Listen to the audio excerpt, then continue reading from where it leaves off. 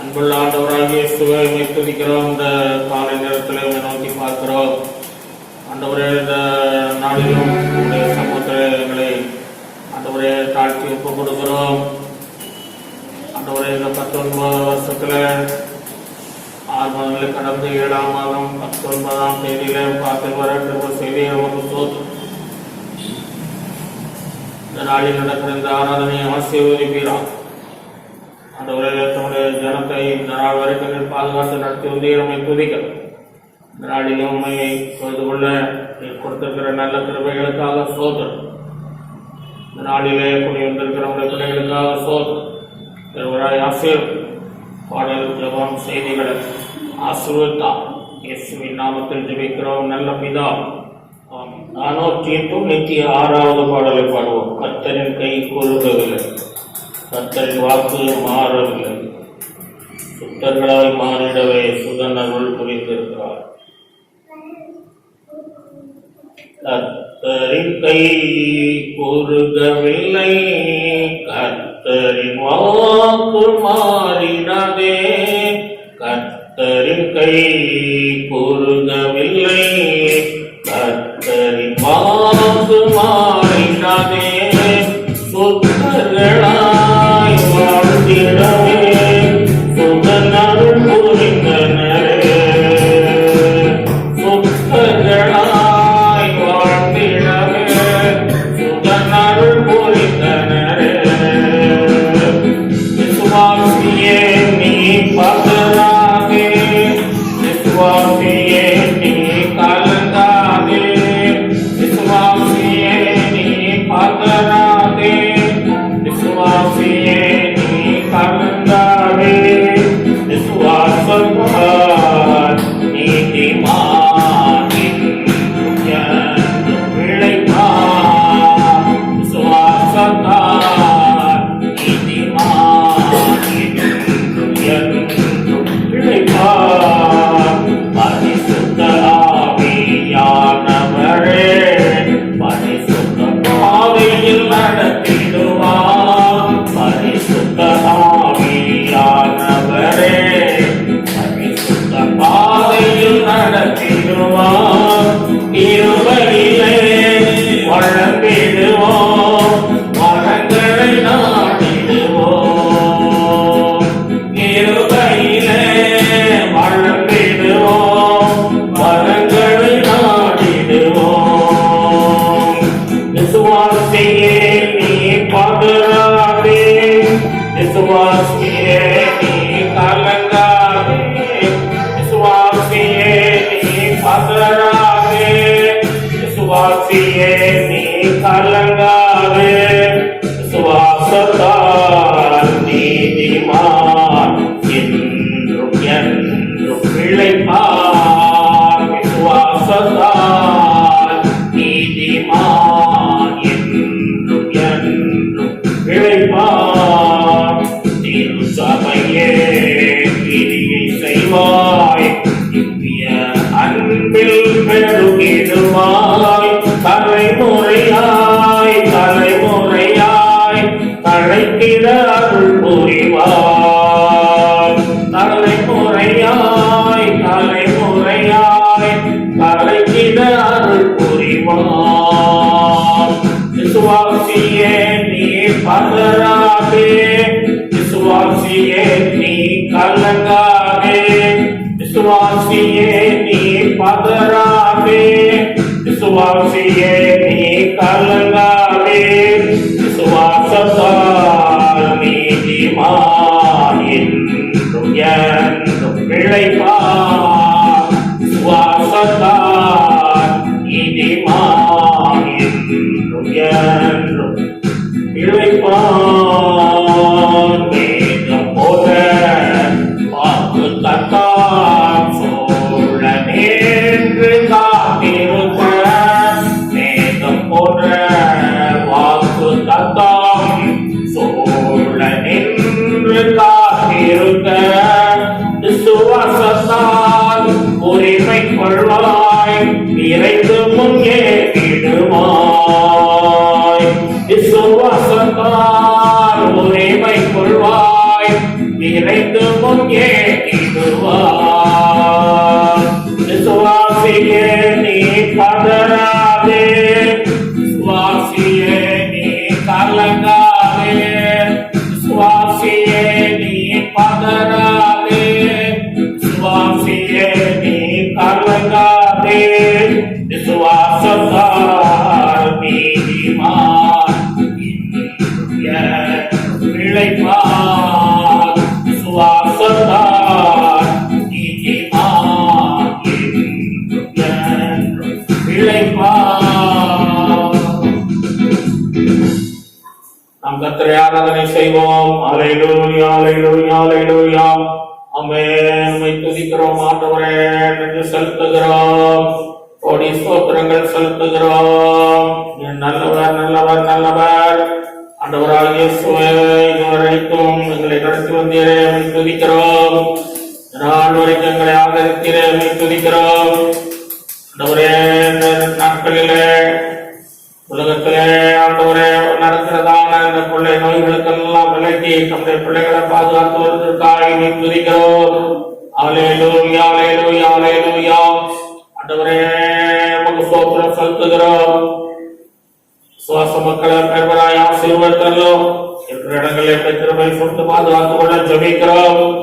ஆண்டவரே, நாள் வரைக்கும் செய்த நன்மைகளை நினைத்து நன்றி செலுத்த, அப்பாவை துதிக்க, அப்பாவை மைப்படுத்த கிருபை செய்வர்.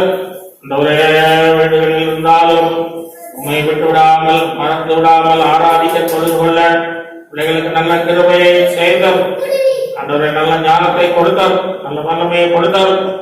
உம்மை தேடி ஆண்டவரே உம்மை மைமைப்படுத்த கிருபை செய்தார். ஆண்டவரே, உமக்கு ஸ்தோத்திரம். வந்திருக்கிற பிள்ளைகளை ஆசீர்வதி. ஆண்டவரே, உம்மை துதிக்கிறோம், துதிக்கிறோம், துதிக்கிறோம். அல்லேலூயா, அல்லேலூயா, அல்லேலூயா, அல்லேலூயா. பெரிய காரியங்களை செய்கிறவரே, உமக்கு ஸ்தோத்திரம், ஸ்தோத்திரம், ஸ்தோத்திரம், ஸ்தோத்திரம், ஸ்தோத்திரம். அல்லேலூயா, அல்லேலூயா, அல்லேலூயா.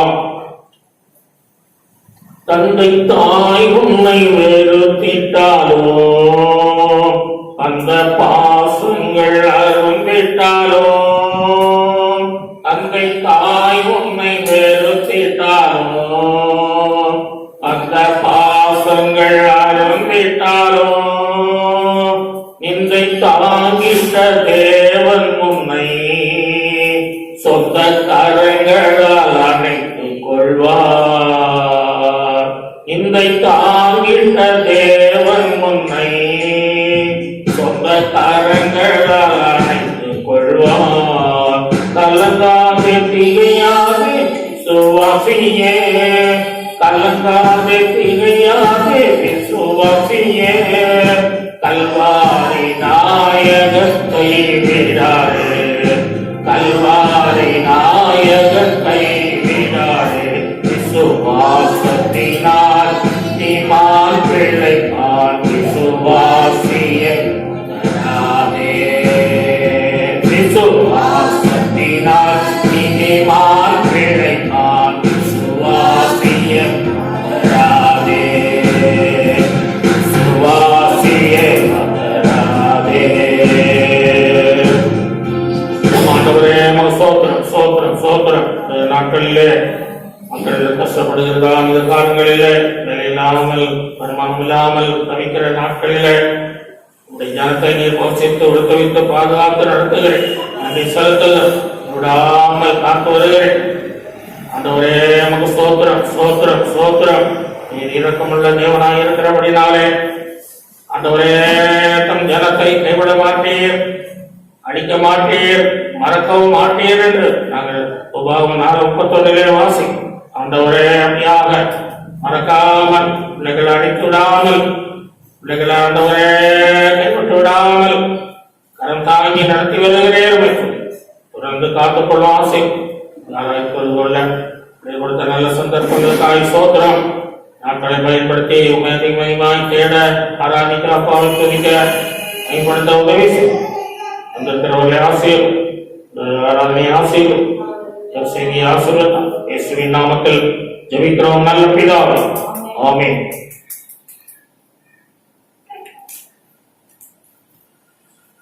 நாம் தேவனுடைய செய்திக்கு நேராக கடந்து செல்வோம்.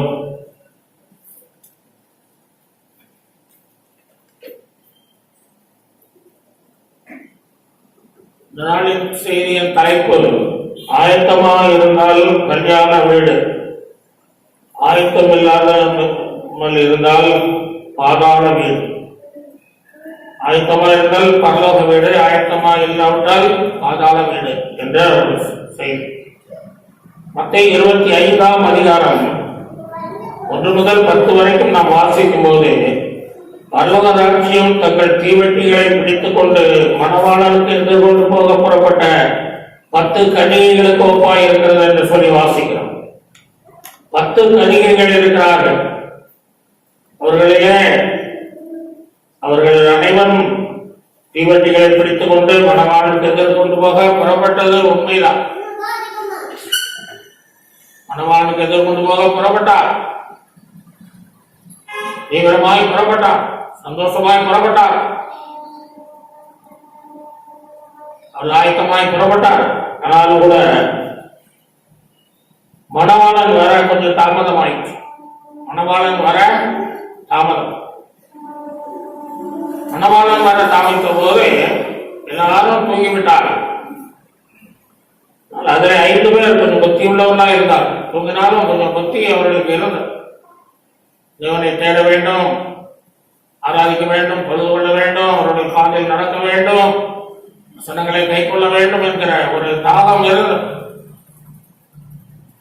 ஆகவே அவர்கள் அந்த நாட்களிலே ஆண்டவரை விடாமல் பற்றி கொண்டு ஜீவித்தார். அந்த 5 பேர் புத்தி உள்ளவர்கள். அவர்கள் ஆண்டுடைய ராஜ்யத்துக்கு எடுத்துக் கொள்ளப்பட்டார்கள் என்று சொல்லி நாம் பார்த்தோம்.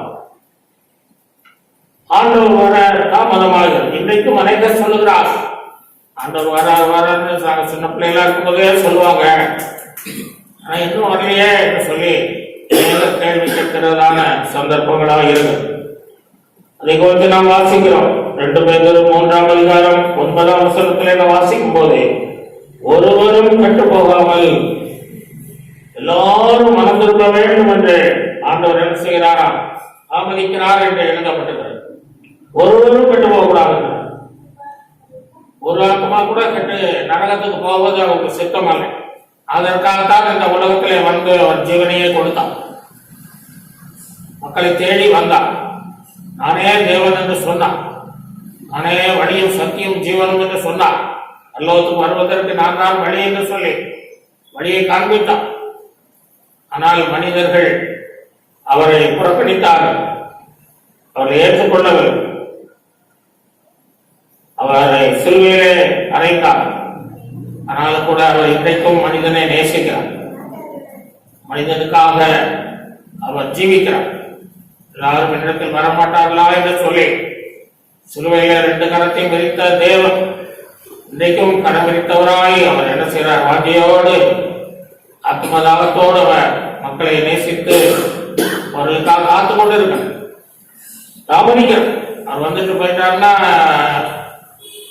அநேகர் கைவிடப்படுவார். இந்த கொரோனா காலத்தில் நாம் இருக்கிறோம், கொள்ளை நோய் காலத்தில் இருக்கிறோம். ஏனென்று சொன்னால் நாம் ஆயத்தமாவதற்காகத்தான். இந்த புத்தி இல்லாத கனிகளை போல நாமும் புத்தி இல்லாமல் இருக்கிறோம். கர்த்தரை தேடுகிறது மனம் போல வாழ்ந்து கொண்டிருக்கிறோம்.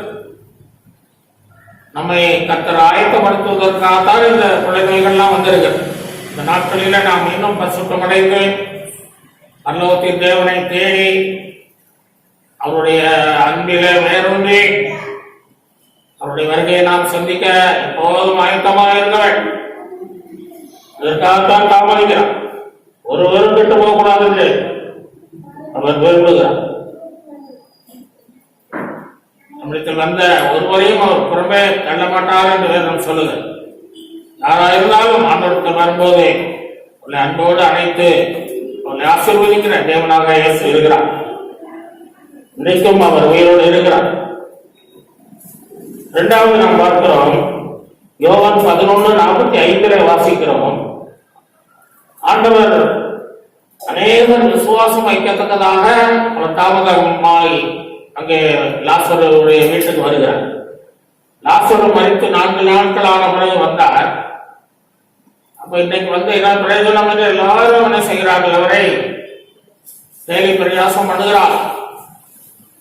இன்னைக்கு போய் வந்திருக்கிறாரு, சோமல மறுக்கும்போது வந்தாலும் அத்தியாவசியத்தை கொடுப்பாரு. செத்து போய் அன்னைக்கு கூட வரல, 4 நாள் கழிச்சு வந்து என்ன பிரயோஜனம், நாட்டம் எடுக்குதே என்று சொல்லுகிறான். ஆனாலும் ஆண்டவர் அநேகர் விசுவாசம் ஆண்டவரை வைக்க வேண்டும் என்று சொல்லி, அவரே மெய்யான தேவன் என்று நம்ப வேண்டும் என்று சொல்லி அவர் என்ன செய்கிறார், கல்லறை போய் 4 நாள் ஆகி நாட்டம் எடுத்து அந்த ராசவை கூட உயிரோடு எழுப்புகிறார். ஆகவே அருமையானவர்களே, ஆண்டவரை அநேகர் விசுவாசிக்க வேண்டும் என்று ஆண்டவர் விரும்புகிறார். ஆண்டவரை விசுவாசித்து அற்புதங்களை பெற்றுக்கொள்ள ஆண்டவர் அன்போடு அழைக்கிறார். ஆண்டவர் ஏன் தாமதமாக இருக்கிறார் என்று சொன்னால், உனக்காக நான் யாவையும் செய்து முடிப்பேன் என்று சொன்னார். இன்னும் நமக்காக ஆண்டவர் நிறைய காரியங்களை செய்ய வேண்டியிருக்கிறார். நிறைய ஆசீர்வாதங்களை நமக்கு தர வேண்டியதாக இருக்கு. நாம் கேட்கிற எல்லா நன்மைகளையும் தந்து நம்மை திருப்தியாய் நடத்தி முடிவிலே மகிமையிலே கொண்டு போய் சேர்ப்பார். அல்லேலூயா. அதற்காகத்தான் தாமதிக்கிறார் ஆண்டவர். இதிலிருந்து நாம் நிறைய ஆசீர்வாதங்களை பெற்றுக்கொள்ள தாமதிக்கிறோம். இந்த நாட்களில் நம்முடைய ஜெபங்களை அவர் கேட்டு நன்மைகளை செய்கிறார்.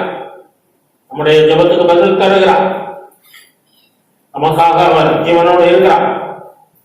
இந்த கிருபையின் காலத்தில் நாம் இருக்கிறோம். இந்த காலம் முடிவடைய போது ஆண்டவருக்கு உலகத்துக்கு வருவார். எனவே தான் ஆண்டவர் தாமதிக்கிறோம். அங்கே நாம் பார்க்கிறோம், நடுராத்திரியிலே மணவாளன் வருகிறார் என்று சொல்லி ஒரு சத்தம் கேட்கிறது. 6ஆம் வசனத்திலே வாசி, மத்தேயு 25. நடுராத்திரியில் மணவாளன் வருகிறார், புறப்படுங்கள், எதிர்கொண்டு போக என்ற ஒரு சத்தம் உண்டாகுது. நடுராத்திரி, இந்த நாட்கள் ஒரு நடுராத்திரி காலமாக இருக்கிறது. இந்த காலம் ஒரு நடுராத்திரி காலம். இந்த காலத்திலே நாம் ஒரு நடுராத்திரியில் இருக்கிற ஒரு சந்தர்ப்பமா இருக்கும். இந்த காலங்கள் ஒரு இருளான காலங்களாக இருக்கிறது. ஆகவே இந்த நாட்களிலே நாம் என்ன செய்ய வேண்டும் என்று சொன்னால், யாத்திராகமம் 12:29 வாசிக்கிறோம். நடுராத்திரியிலே எகிப்தின் முதல் பேர் அனைத்தையும் அழித்தார் என்று சொல்லப்பட்டது. நடுராத்திரி காலமாக இருப்பதனாலே உலகத்திலே அநேகர் இந்த நாட்களை கொள்ளை நோயினாலே மடித்து போகிறார்கள். முதல் பேர் அனைத்தையும் அழித்தார் நடுராத்திரியில். அந்த பார்வோனுடைய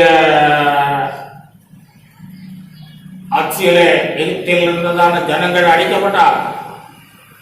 அதுபோல இன்றைக்கு உலகம் முழுவதும் நடந்து வருகிறது. ஆகவே நாம் என்ன செய்ய வேண்டும் என்று சொன்னால், ரூத் 3:8 வாசிக்கிறோம். பாதி ராத்திரியிலே ரூத் போவாசின் பாதத்திலே போய் படுத்துக் கொண்டாள் என்று வாசி. போவாஸ் என்றால் ரட்சகர் என்று அர்த்தம்.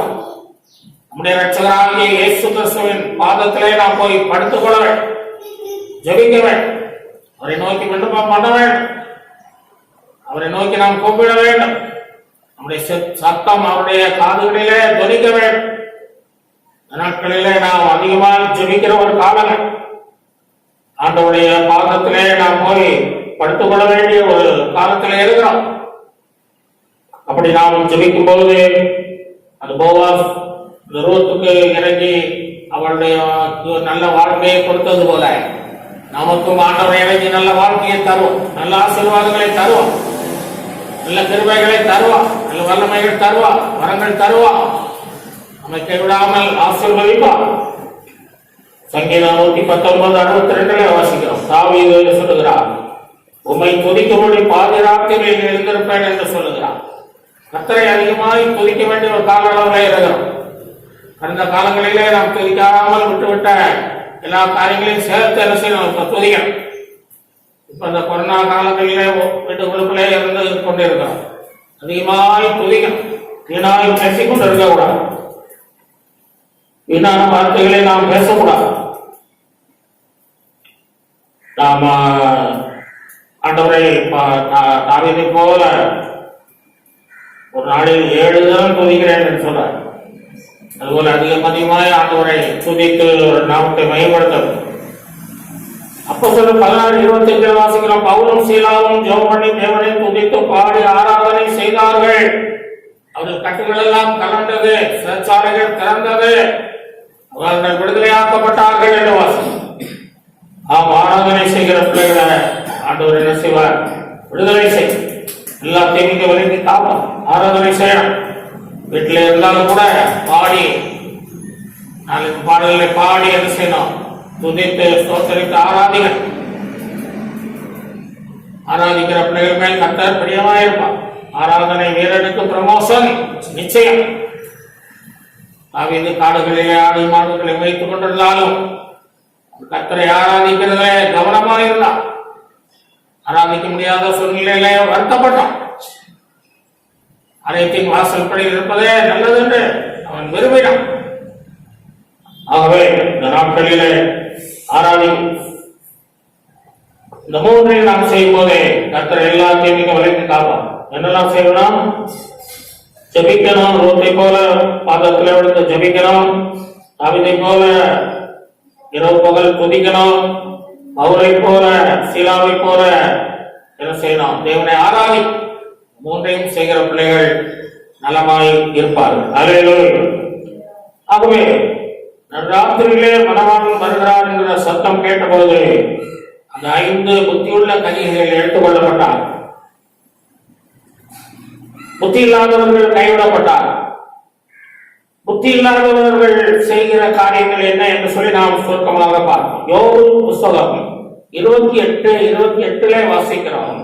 பொல்லாப்பை விட்டு விலகுவதே புத்தி என்று சொல்லப்பட்டது. பொல்லாப்பை விட்டு விலக வேண்டும்.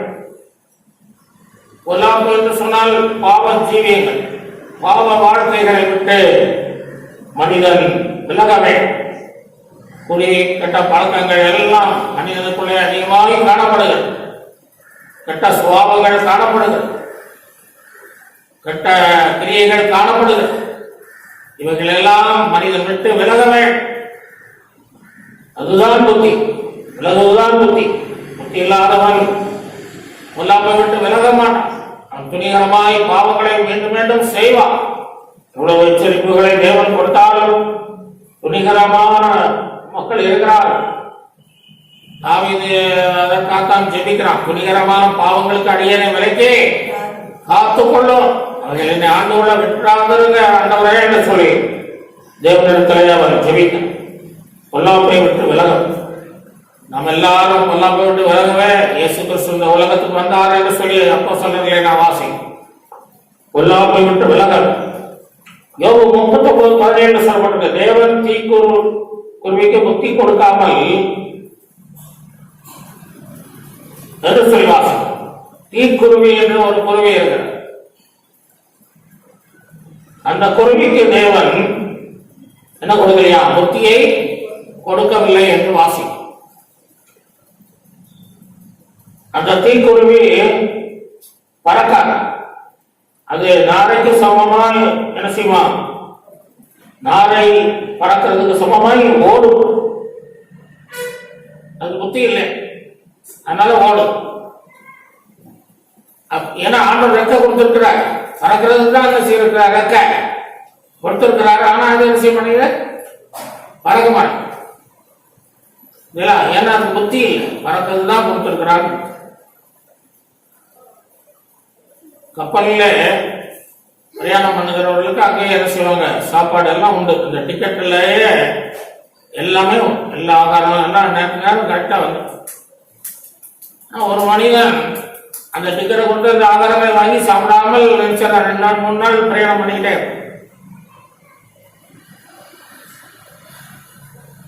அப்ப 3ஆம் நாள் மயங்கி விழுந்தார். அவனை கேட்டா என்ன சொல்றான்? என்கிட்ட காசு குறையாதான் இருக்கு, அதனாலதான் நான் ஆகாரங்களை வாங்கி சாப்பிடல அப்படின்னு. ஆனா அவன் வாங்கின டிக்கெட்ல என்ன இருக்கு? ஆகாரத்துக்கு எல்லாமே சத்தாங்க எடுத்துக்கிறாங்க. புத்தி இல்லாதனால அவன் என்ன செய்கிறான்? பசியோடு இருந்து மயக்கமடைந்து விடுது. புத்தி இல்லாதவர்கள். இந்த தீக்குருவிக்கும் புத்தி இல்லை, அதனால அது பறக்கிறது இல்லை.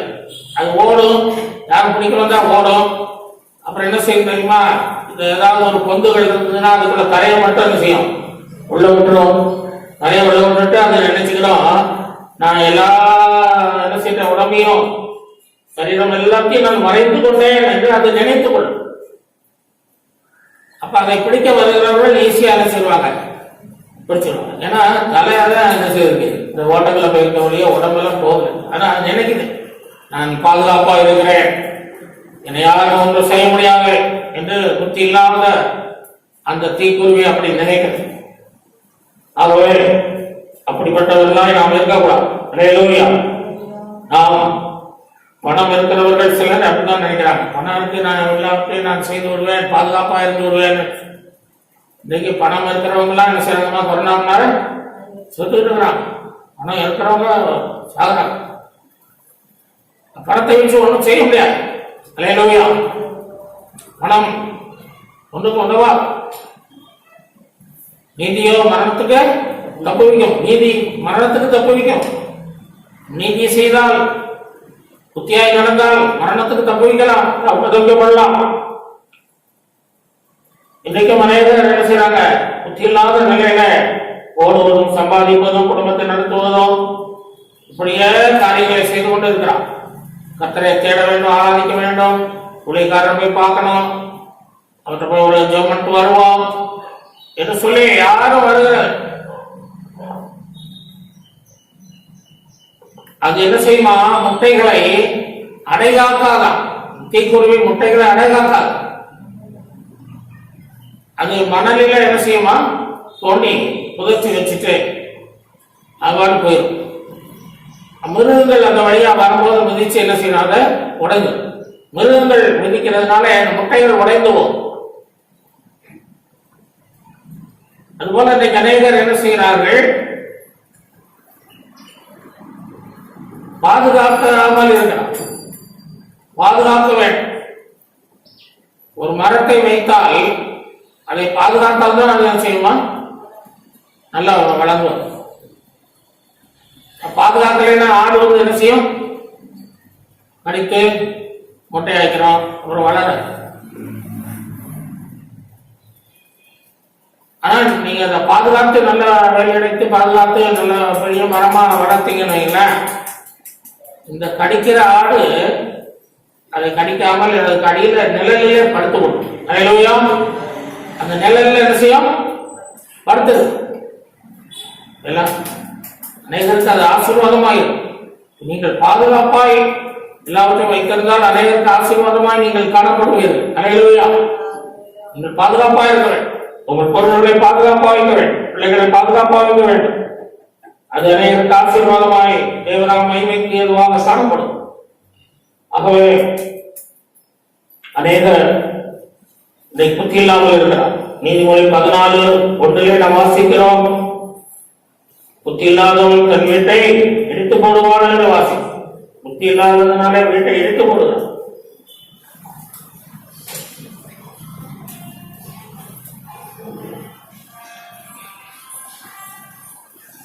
நாம் வீட்டை இடித்து போடுகிறவர்களாக இருக்கக்கூடாது. நம்ம வீட்டை நாம் கட்டுகிறவர்களாக இருக்க வேண்டும். அது கட்டுடைய ஒத்தாசை தேவை. கர்த்தர் கட்டாவிட்டால் கட்டுடைய பிரயாசம் இதுதான். ஆகவே கர்த்தரை முன்வைத்து நீங்கள் செய்கிற காரியங்கள் கட்டப்படும். கர்த்தர் இல்லாமல் செய்கிற காரியங்கள் கட்டவிழ்க்கப்படும், இடிக்கப்படும். கர்த்தரை முன்வைத்து செய்ய வேண்டும். கர்த்தர் இல்லாமல் நாம் அதையுமே செய்ய முடியாது. யோபு 42:3 வாசிக்கிறோம், என் புத்திக்கு எட்டாததை அளப்பினேன் என்று சொல்லுகிறார். புத்திக்கு எட்டாததை அளப்பினான். நம்முடைய நாவுக்கு ஆண்டவர் காவல் வைக்க வேண்டும் என்று சொல்லப்பட்டது. நாவுக்கு காவல் வைக்க வேண்டும். நம்முடைய நாவுக்கு சொல்வார், நாவடக்கம் தேவை. நாவு அடக்கம் தேவை. நாவடக்கம் தேவை. இந்த கொரோனா எதை சாதிக்கிறதோ சாதிக்கவில்லையோ, ஆனால் ஒன்றை அது சரியாக செய்கிறது. அல்லேலூயா. என்ன செய்கிறது, வாயை சரியாய் மூடுகிறது. அல்லேலூயா. கொரோனாவுக்கு பயந்து நம்முடைய வாயை நாம் மூடுகிறோம். ஆனால் கர்த்தருக்கு நாம் பயப்படுகிறது. கர்த்தருக்கு பயந்து நம்முடைய வாயை மூட வேண்டும். அல்லேலூயா. கர்த்தருக்கு பயந்து நம்முடைய வாயை நாம் மூடி காணப்பட வேண்டும். நீதிமொழி 10:19 சொல்ற, தன் உதடுகளை அடக்குகிறவன் புத்திமான். இந்த புத்தி உள்ளவர்களை குறித்து நான் வாசிக்கிறேன், புத்தி இல்லாதவர்களை குறித்து வாசிக்கிறேன். புத்தி இல்லாதவன் உதடுகளை அடக்க மாட்டான். 1 யோவான் 5:20 வாசிக்கும். தேவகுமாரன் வந்து நமக்கு என்ன செய்திருக்கிறார்? புத்தியை தந்திருக்கிறார். புத்தியை தந்திருக்கிறார். இயேசு கிறிஸ்து இந்த உலகத்துல வந்து நமக்கு புத்தி கொடுத்திருக்கிறார். ஆகவே நாம் புத்தி உள்ள பிள்ளைகளாய் நடக்க வேண்டும். நாம் மனம் திரும்ப வேண்டும், ரட்சிக்கப்பட வேண்டும், ஞானஸ்நானம் பெற வேண்டும், அபிஷேகம் பெற வேண்டும், ஆராதனையிலே நாம் காணப்பட வேண்டும், கர்த்தருக்கு ஊழியர்களை செய்ய வேண்டும். கலாத்தியர் 3:1 வாசிக்கிறோம். புத்தி இல்லாத கலாத்தியரே, சத்தியத்துக்கு கீழ்ப்படியாமல் போகத்தக்கதாக உங்களை மயக்கினவன் யார் என்று பவுல் அப்போஸ்தலன் கேட்கிறார். புத்தி இல்லாத கலாத்தியரே என்று சொல்லுகிறார். நம்ம ஒரு ஆளுக்கு உனக்கு புத்தி இல்லைன்னு சொன்னா என்ன செய்வாங்க? சண்டைக்கு வந்துடும் இல்லையா? சண்டைக்கு வந்துடும். ஆனா பவுல் அப்போஸ்தலன் தைரியமா சொல்றாரு, புத்தி இல்லாத கலாத்தியரே, கலாத்திய சபையை பார்த்து சொல்றார், புத்தி இல்லாதவர்களா இருக்கீங்களே, புத்தியிலேயே அறிவிலேயே எதையுமே அறிவா செய்ய மாட்டேங்கிறீங்களே, புத்தியா செய்ய மாட்டேங்கிறீங்களே, நீங்க மூடர்களா இருக்கீங்களே, பேதைகளா இருக்கீங்களே, நீங்க முட்டாள்களா இருக்கிறீங்களேன்னு சொல்ற. புத்தி இல்லாத பிள்ளைகளாக நாம் இருக்கோம். அலையிலோய் புத்தி உள்ளவர்களாய் நாம் நடந்து கொள்ள. இரண்டாவது, நம்ம புத்தி உள்ளவர்களை குறித்து நாம் பார்த்தோம். புத்தி இல்லாதவர்களை நாம் இப்ப பார்த்தோம். இப்ப புத்தி உள்ளவர்களை குறித்து நாம் பார்க்கும் போது 1 சாமுவேல் 18:14 தாவீது தன் செய்கைகளில் புத்திமானாய் நடந்தார் என்று வாசிக்கும். தாவீது ராஜா தன் செய்கைகளில் எல்லாவற்றிலும் எப்படி நடக்கிறான்? புத்திமானாய் அதை கண்டு சவுல் பயந்தான். சவுல் என்ன செய்தானா? பயந்தான். தாவீது ராஜாவாக முந்தைய புத்திமானா நடந்திருக்கேன், அதனால ஆண்டவர் ராஜாவா உயர்த்தினார். நம்ம புத்திமானா நடந்தா நமக்கு ஒரு உயர்வு கிடைக்கும். அல்லேலூயா.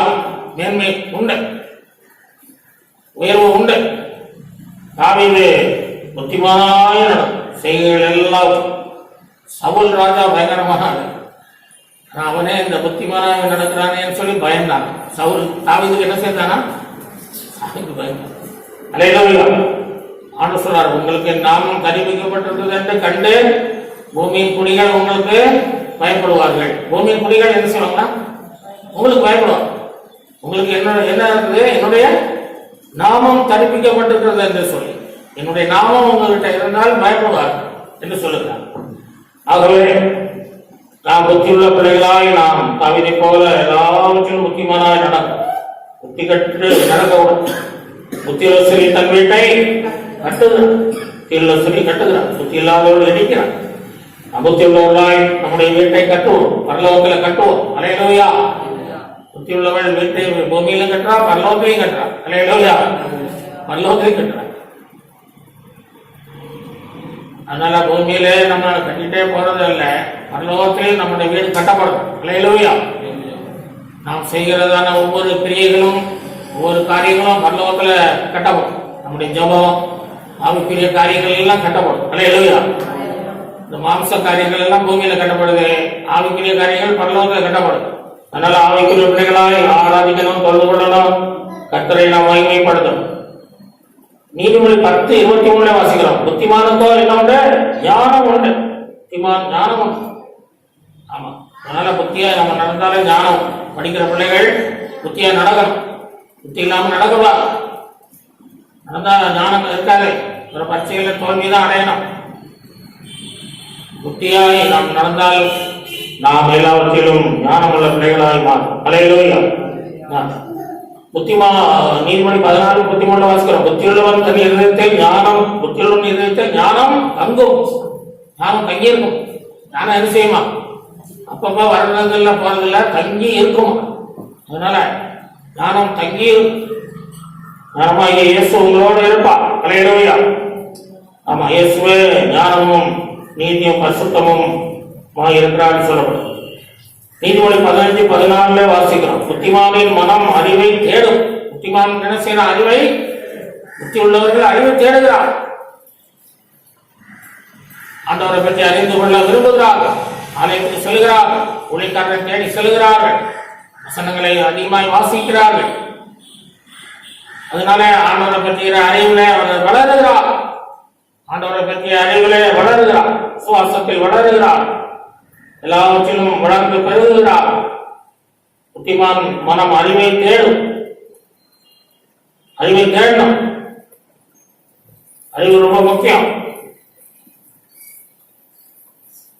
நீதிமொழி 14:18 வாசிக்கிறோம். வேதைய புத்தியினத்தை சுதந்திரிக்கிறார். புத்தியினத்தைனா நரகத்தை சுதந்திரிக்கிறார். புத்தி உள்ளவர்கள் பரலோகத்தை சுதந்திரிக்கிறார். ஆகவே புத்தியுள்ள பிள்ளைகளாயிரம் பரலோகத்தை சுதந்திரிக்கிற பிள்ளைகளாயிரம். புத்தி இல்லாத அந்த 5 கன்னிகைகள் எங்க போனாங்க? புத்தியினத்தை சுதந்திரித்தார், நரகத்தை சுதந்திரித்தார், கைவிடப்பட்டார், கலங்கினார்கள், கதறினார்கள், அழுதார்கள். கதவு அடைக்கப்பட்டது, பிரயோஜனமில்லை. அப்படிப்பட்ட சூழ்நிலையில் நாம் காணப்படக்கூடாது. வேதைகளாக இருக்கக்கூடாது. புத்தி உள்ளவர்களாக நாம் நடக்கணும். நீதிமொழி 17:28 சொல்லப்பட்டது. தன் உதடுகளை மூடுகிறவன் புத்திமான். உதடுகளை எப்போதும் மூடிக்கொள்ளணும். வீணான காரியங்கள் எல்லாம் பேசக்கூடாது. வீணான கதைகள், கட்டுக்கதைகள், மற்றவர்களை பற்றிய புரணி எல்லாம் பேசக்கூடாது. மற்றவர்களை நாம் பேச உதடுகளை மூடணும். ஆண்டவர் சொன்னார், கற்பாறையில் கட்டினவன் புத்தியுள்ளவன். கற்பாறையில் கட்டினவன் 2 பேர் இருந்தானா. ஒருத்தன் மணல்ல கட்டினானா, ஒருத்தன் என்ன செய்தானா? கற்பாறையில கட்டினான். கற்பாறையில கட்டினவனை பார்த்தான்னு சொல்ற, இவன் புத்தி உள்ளவன், இவன் புத்தி உள்ளவன், அதனால கற்பாறையில கட்டினான். நம்ம சர்ச்சில கூட நம்ம சபைக்கு அஸ்திவாரம் போடும்போது எங்க போட்டிருக்கிறோம்? 6 அடி 6 அடி 7 அடிலாம் தோண்டி, சில இடத்துல 7 அடியே தோன்றும். தோண்டி இந்த பாறை வர வரைக்கும் தோன்றாங்க. பாறை வர வரைக்கும் தோண்டி கீழே 6 அடி 6 அடி 7 அடி தோண்டி போட்டுது. அங்க இருந்து அஸ்திவாரம் போட்டு மேல வந்து மேல ஒரு 6 அடி 7 அடி வரும். அப்போ ப்ரெஸ் மட்டம் வர்றதுக்கு எவ்வளவு வருதுமா? 7 6 13 அடி 14 அடி, இது 13 14 அடி உயரம் கட்ட வேண்டியதாகி ரொம்ப செலவாகிடுச்சு. நான் நினைச்சதை விட அதிகமான செலவுகளாகி என்ன செய்வோம் அப்படியே போட்டு சொன்னோம். கர்த்தர் எல்லாம் கட்டி கொடுத்தார். அலையில கர்த்தர் கட்டாவிட்டால் கட்ட பிரயாசம். கர்த்தர் கட்டி அருமையானவர்களே, கற்பாறையில் கட்டுறது ரொம்ப கஷ்டம். தோண்டணும், கல் வர வரைக்கும் தோண்டி தோண்டி தோண்டி பணங்கள் செலவு. நம்முடைய மூளையெல்லாம் சிந்திச்சு மூளையெல்லாம் செலவாகுது.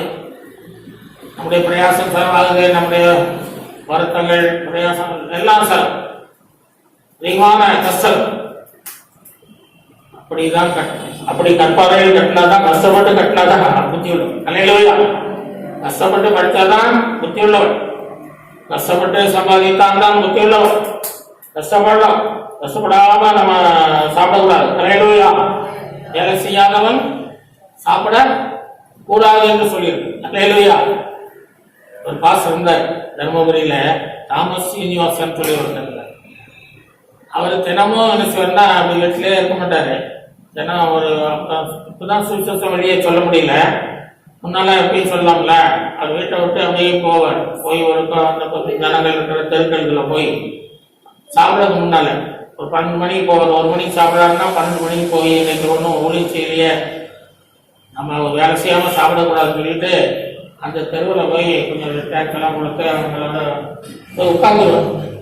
அவங்க வெத்தலை போட்டுக்கிட்டு தூக்கிட்டு இருப்பாங்க. அங்கே உட்காந்து அவங்களுக்கு மெதுவாக ஆரம்பிச்சு அப்படியே சொல்லுவார். அப்படியே சொல்லி அவங்கள ஆதாயப்படும். கலையிலோயா அப்படி ஒரு தடவை நாம இருக்குமா என்னையும் கூட்டிட்டு போயிட்டேன். கூப்பிட்டு போய் அந்த மக்களோட இருந்து சொல்லி அப்புறம் நம்ம வந்து வீட்டில் போய் சாப்பிடுவோம், நம்ம வேலை செய்திருக்கிறோம் சாப்பிடுவோம் அப்படின்னு சொல்லி கூப்பிட்டு போய் சாப்பாடு கொடுத்தேன். கலையிலோயா அதுபோல நம்ம வேலைகளை நாம செய்யணும். நாம் கஷ்டப்பட்டு செய்யணும். இதையும் செய்வதற்கு நாம் கஷ்டப்படக்கூடாது. இப்படி கஷ்டப்பட்டு செய்கிறவர்கள் தான் புத்தியுள்ளவர்கள் என்று வேதம் சொல்லு. அல்லேலூயா. ஆமா, கற்பாறையில் கட்டுவது என்றால் ரொம்ப கஷ்டம். ஆகவே நம்ம அடுத்து சீக்கிரமா நான் கடந்து செல்வோம். அங்கே அவர் என்ன சொல்லுகிறார்கள், நம்ம என்ன வாசிக்கணும், நீர்மொழி 4:7 சொல்லப்பட்டிருக்குது, எண்ணத்தை சம்பாதித்தாலும் புத்தியை புத்தியுள்ள ஸ்திரீகள் புத்தியை சம்பாதித்ததுனாலதான் அவங்களால நிற்க முடிந்தது, ஆண்டவரை பின்பற்ற முடிந்தது, ஆண்டவருக்காக வாழ முடிந்தது, ஆண்டவருடைய வருகையில எடுத்துக்கொள்ளப்பட முடிந்தது. அல்லேலூயா. ஆமா, அவர்கள் அந்த புத்தி இல்லாதவர்கள் என்ன சொல்கிறார்கள், புத்தி உள்ளவர்கள் மணவாளன் வந்து விட்டார் சொல்லி நடுராத்திரியிலே சத்தம் கேட்கும் போது இவர்கள் புறப்பட்டு வேகமாய் போகும்போது அவர்கள் ஓடி வந்து என்ன சொல்றாங்க, அக்கா நில்லுங்க, அக்கா நில்லுங்க, இந்த மாதிரி அக்கா நில்லுங்க, எங்களுக்கு என்ன கொஞ்சம் குறைஞ்சி வச்சு கொஞ்சம் கொடுங்க, தீவட்டி அணையுது கொஞ்சம் கொடுங்களேன், அக்கா கொஞ்சம் இல்லைங்கக்கா, கொஞ்சம் இல்லைங்கக்கா, அக்கா கொஞ்சம் கொடுங்கக்கா, கொஞ்சம் கொடுங்கக்கா. அப்ப அவங்க என்ன சொல்றாங்க, புத்தி உள்ளவர்கள் விற்கிறவர்கள் இருக்கிறார்கள் அல்லவா, அவர்களிடத்த போய் வாங்குங்க அப்படி. விற்கிறவர்கள்னா யாரு? ஊழியக்காரன். விற்கிறவர்கள் யாருமா? ஊழியக்காரன். ஊழியக்காரன் போய் என்ன செய்ய முடியும்? வாங்க முடியும். நல்ல புத்தியை வாங்க முடியும், ஞானத்தை வாங்க முடியும், அறிவை வாங்க முடியும், ஜெபத்தை வாங்க முடியும், உபதேசத்தை வாங்க முடியும். அவர்களுக்காக காத்திருந்து அவர் தலையில் கை வைக்கும் போது அபிஷேகம் விடப்படும். ஆகவே ஊழியர்கள் விற்கிறவர்கள் வாங்கிக்கோங்க சொல்லும் போதே இவங்க வேகமான விற்கிறவங்களை தேடி போறாங்க. விற்கிறவர்கள் யாரும் இல்லை, விற்கிறன்னா ஊழியக்காரர்கள் இல்லை, அவங்களும் இல்லை. ஏன் அவங்க எங்க போயிட்டாங்க? அவங்களும் வருகையில போயிட்டாங்க. அல்லேலூயா. அதனால ஆமோஸ்ல சொல்றாரு 8 முதல் 11 வரைக்கும், இதோ நான் தேசத்து மேல் பஞ்சத்தை அனுப்பும் நாட்கள் வரும். ஆகார குறைவினால் உண்டாகிற பஞ்சம் அல்ல, ஜலக்குறைவினால் உள்ள தாகம் அல்ல, கர்த்தருடைய வசனம் கேட்க கிடையாத பஞ்சத்தை அனுப்பும்.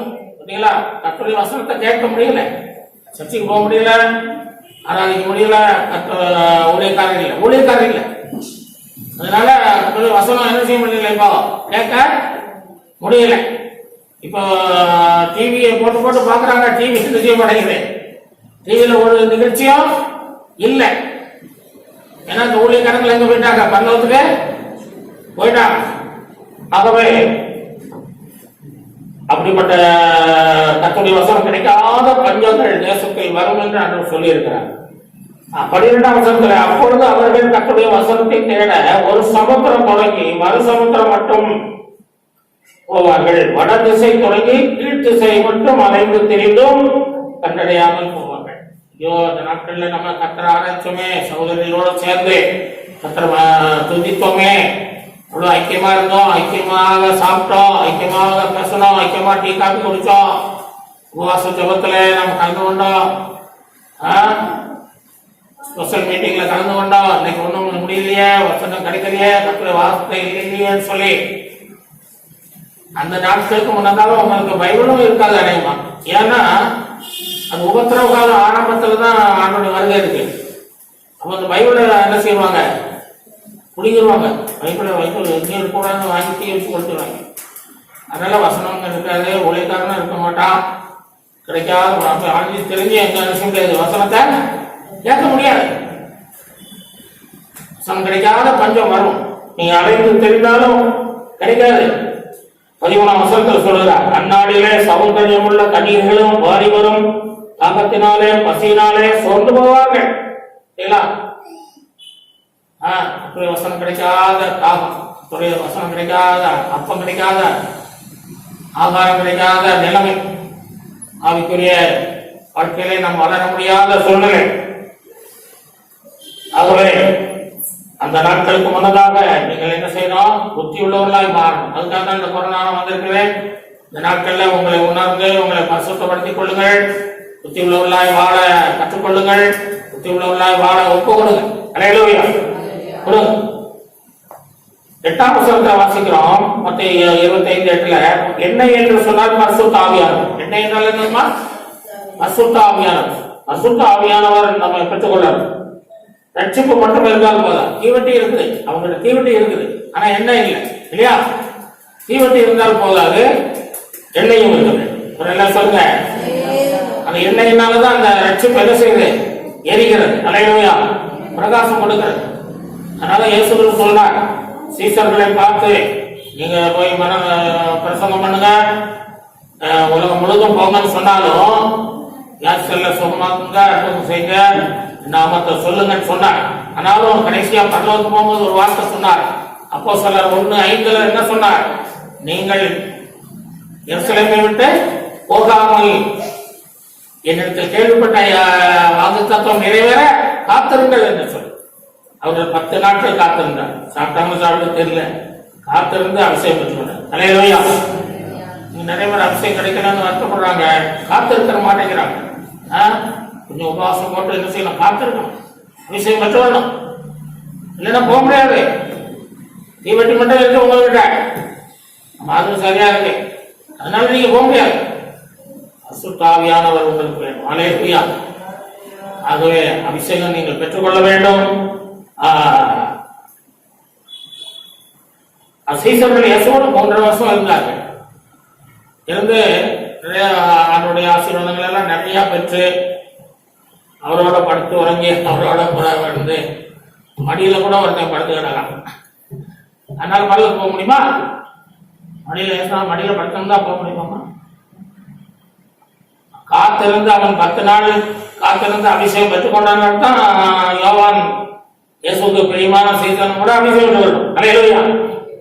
அதனாலதான் அவன் ஆவிக்குள்ள பரலோகத்துக்குள்ள எடுத்துக்கொள்ளப்படான் இல்லையா?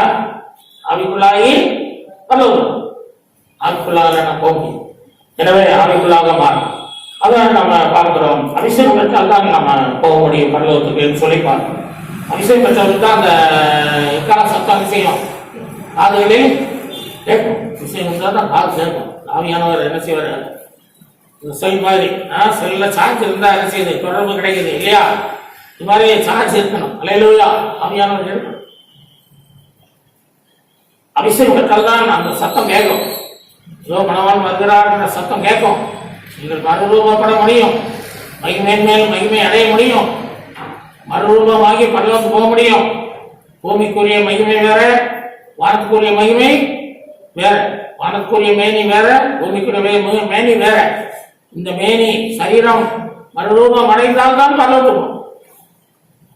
அதனால் பெற்றுக்கிற ரட்சிப்பிலே நீங்கள் நினைச்சக்கூடாது, சந்தோஷப்படக்கூடாது. அல்லேலூயா. அபிஷேகத்தில் எப்போதும் நிரம்பணும், ஆவி நிரம்பணும், ஆவிக்குள்ளாய் ஜீவிக்கணும். அந்த அபிஷேகம் உங்களை வழி நடத்தும். உங்களுக்கு 2 சட்டைகள் கொடுக்கப்படும். நீங்கள் பறந்து பரலோகத்துக்கு செல்வீர்கள். அல்லேலூயா. உங்களை ஆயத்தப்படுத்ததான் இந்த குணங்கள்லாம் வந்திருக்குது. அதனால உணர்ந்து ஆயத்தப்படணும். நமக்கு என்னன்னு இருக்கக்கூடாது. அல்லேலூயா. ஆண்டவர் சபைகளை பரிசுத்தப்படுத்தி வழியிலே கொண்டு சேர்ப்பதற்காகத்தான் இந்த கடைசி காலத்துல இப்படிப்பட்ட கஷ்டங்கள் வந்திருக்கிறது என்பதை உணர்ந்து நீங்கள் மனம் திரும்ப வேண்டும். அப்போ நீங்க என்ன செய்கிறீர்கள்? உங்கள் 2 சட்டைகள் கொடுக்கப்படும். நீங்கள் என்ன செய்வீர்கள்? பறந்து போவி இந்த சூரிய மண்டலத்தை கடந்து, சந்திர மண்டலத்தை கடந்து, நட்சத்திர மண்டலங்களை கடந்து, ஆகாயத்தை கடந்து, வான மண்டலங்களை கடந்து, முதல் வானம் 2வது வானத்தை கடந்து 3ஆம் வானத்துக்கு போகிறீர்கள். சொல்லுங்க. ஆமா. ஆகவே நீங்களா புத்தி உள்ளவர்களாய் நீங்கள் இருக்கணும். அல்லேலூயா. புத்தி உள்ளவர்கள் என்ன செய்தார்கள்? கல்யாணம் வீட்டுக்குள் பிரவேசித்தார்கள். கதவு அடைக்கப்படுகிற காலத்தில் நாம் இருக்கணும். அதனால ஆண்டவர் உடைய கல்யாண வீட்டுக்குள் பிரவேசிப்பதற்கு உங்களை நீங்கள் ஆயத்தப்படுத்திக் கொள்ளுங்கள். கர்த்தர் இந்த வார்த்தைகளால் உங்களை ஆசீர்வதிப்பாராக. அவருடைய வருகைக்கு நம்ம சபையை மக்கள் அனைவரையும் ஊழியக்கார குடும்பத்தையும் ஆயத்தப்படுத்துவாராக. அல்லேலூயா. ஆமென். நாம் ஜெபம் பண்ணுவோம். ஆண்டவரே உமக்கு ஸ்தோத்திரம் செலுத்துகிறோம். இந்த நல்ல செய்திக்காக ஸ்தோத்திரம். ஆண்டவரே புத்தி உள்ளவர்கள் புத்தி இல்லாதவர்கள் என்று சொல்லி ஆண்டவரே நீர் குறித்து சொன்னீரப்பா. அப்படிப்பட்டவர்களை குறித்து நாங்கள் தேவனுடைய செய்தியை ஆண்டவரே விரிவாய் கேட்டு திரும்ப செய்தீர். ஆண்டவரே இந்த நாட்களில் நாங்கள் புத்தியுள்ள பிள்ளைகளாய் வாழும்.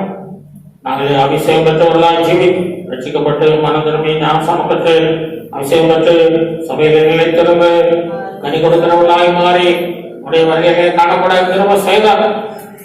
மகிமையிலிருந்து மறுபட உதவி செய்.